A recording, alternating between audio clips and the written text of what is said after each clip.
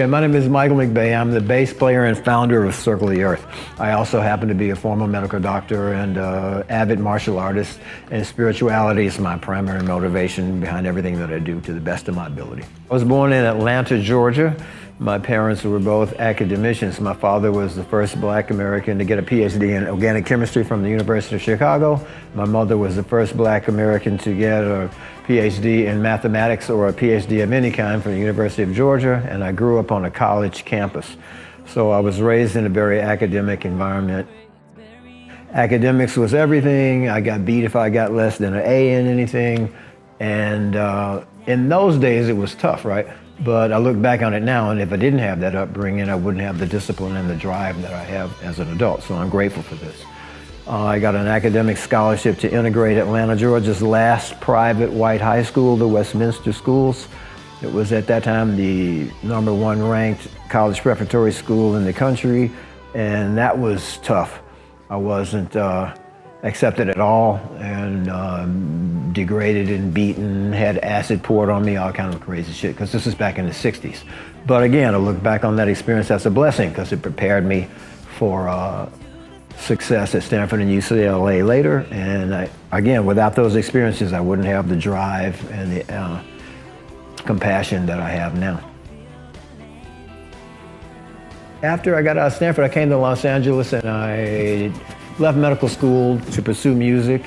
I got a job teaching EKG techs, pharmacy techs, lab techs. I personally trained 386 people, took them off welfare and got them jobs in a 4-year period, because I was very motivated to care for the underserved. That's been my entire focus of my life. I used my medical education and my degree to work in medically underserved areas. I did emergency medicine in low-income places, traveled around the state and did that. And the stress of that caused me to experiment with drugs, and I got addicted to crack for about 20 years. And the scientific reality of God and the spiritual forces that are at work in my life provide the foundation upon which I could recover from drugs. Eventually, I've been 12 years sober now because of that. First music that I heard is that when I grew up with the kids in my neighborhood playing in a band. And they turned me on to Chicago, Sly and the Family Stone, and Jimi Hendrix. Those are my initial musical influences. I love that music, but the very first time I heard the music of Yes, my soul lit up immediately. I remember hearing Siberian Khatru on the radio and wondering what the hell was that and why was it so fantastic. And I followed the music and the spiritual path of Yes for the rest of my life.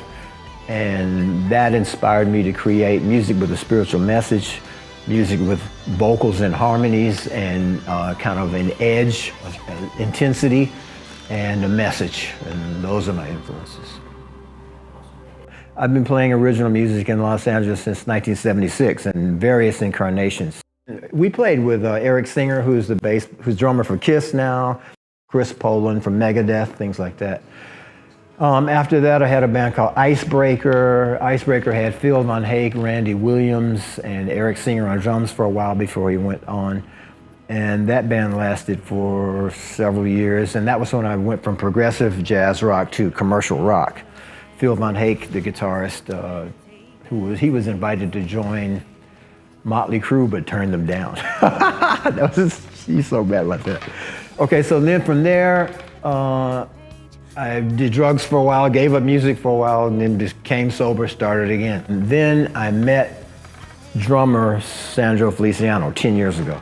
Okay, he was the first member of the current lineup that I met that I held on to. He's a fantastic person, fantastic drummer. He's toured the world with Tina Marie and Lauryn Hill, great guy, and he teaches drums at Los Angeles Music Academy. The next person to come along was Khadia on vocals. I've been working with her for 6 years. Once I started working with her, I realized and hoped that she would stay. And myself and Sandro had a very close bond, and we decided to stick it out as we moved along. Next person to come in was Sandy, who's been with the band for at least 4 years. And Sandy's unique. Her image is great, her playing is great, and she's a very experienced musician, and we got along perfectly.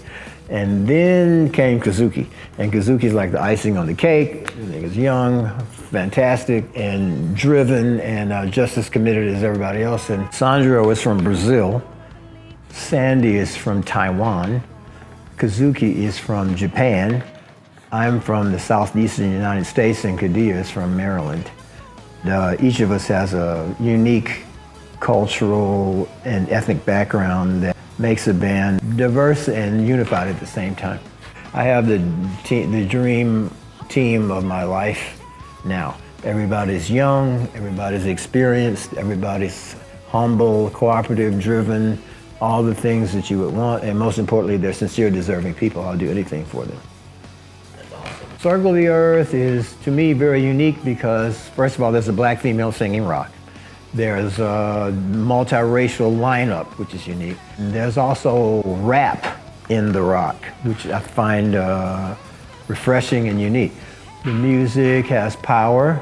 The music also has beauty. The music also has harmony. And the music has, for me, maturity and intelligence. And it's also respectful. And doesn't degrade anyone. It's uplifting and inspiring. It has an underlying spiritual message without being preachy, in my opinion. Those are the things I like about it. The message I'm trying to transmit through the music of Circle the Earth is the same message I'm trying to transmit through my life and actions as a whole.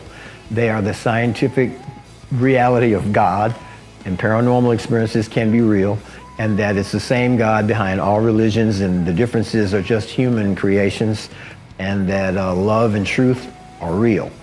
And I'm trying to express that through the diversity of the members of Circle the Earth and the beauty and unity and all-encompassing nature of the love that I'm trying to transmit through Circle the Earth. I'm also trying to inspire other people to overcome their addictions and limitations, as hopefully I'm in the process of doing by the example of my life, if that's possible.